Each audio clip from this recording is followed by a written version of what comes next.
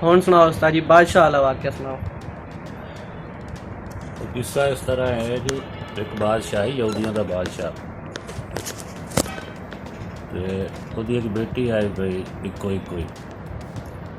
एक दिन ना ਉਹਦੀ बेटी अपने काफिले लैके निकली जंगल शिकार करने से। शिकार करते करते वापस आ रहे सी ते रस्ते च उन्हें एक हजूम वेख्या बंदियां दा। बंदे जो सी बंदे थे, उस अपने फौजियों ने भेजा जाके ਉਹਦਾ ਜਿਹੜਾ पता करो क्यों बंदे इकट्ठे लेते। तो फौजी गए, उन्हें जाके वेख्या उत्थे एक मुसलमाना का मौलवी जोड़ा इन्हों बयान कर रहे। एक साहबी उठ के वो मुसलमान सवाल करते सी, और जवाब देंदा सी मौलवी। वो फौजी गए वापस अपनी बात शहजादी ने दसिया। उत्थे तो मौलवी जोड़े मुसलमान हैं, तो उन्होंने मौलवी है पिया तो हजूम लाएगा, तो अपना बयान करेंदा पूरा। उस आगे जाके उन्होंने मौलवी को गिरफ्तार करके लाया। तो फौजी गया जाके उन्हें गिरफ्तार करके मौलवी लैके आया अपने को। जिस टाइम आ गए और बाद शहजादी मौलवी सवाल किया, उस आख्या तुसी मुसलमान हो, असी गैर मुसलमान हैं, लेकिन अल्लाह ताला जिहड़ा है पिया सानू ज़्यादा इज्जत देंदा, तुहानू क्यों नहीं देंदा?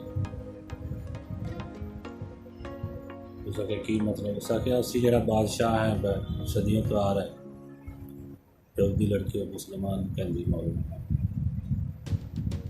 और जो मौलवी है उस आखे बाद शहजादी तू मैंने ये दस,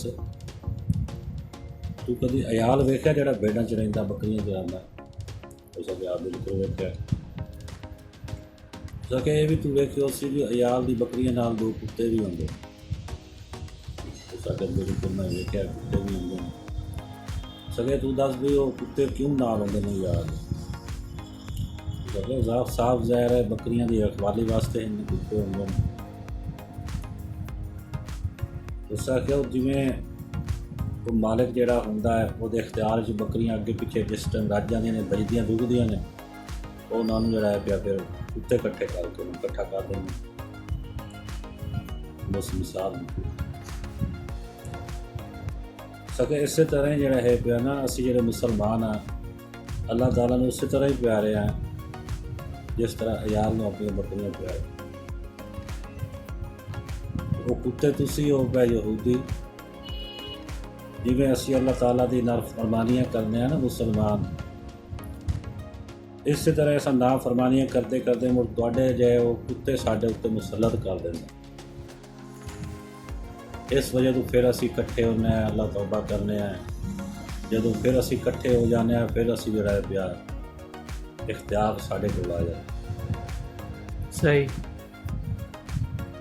तुसी हो कुत्ते की मिसाल, उस यहूदी लड़की ने मिसाल दी, कुत्तियां की मिसाल तुसी हो, असल मुसलमान बादशाह ने।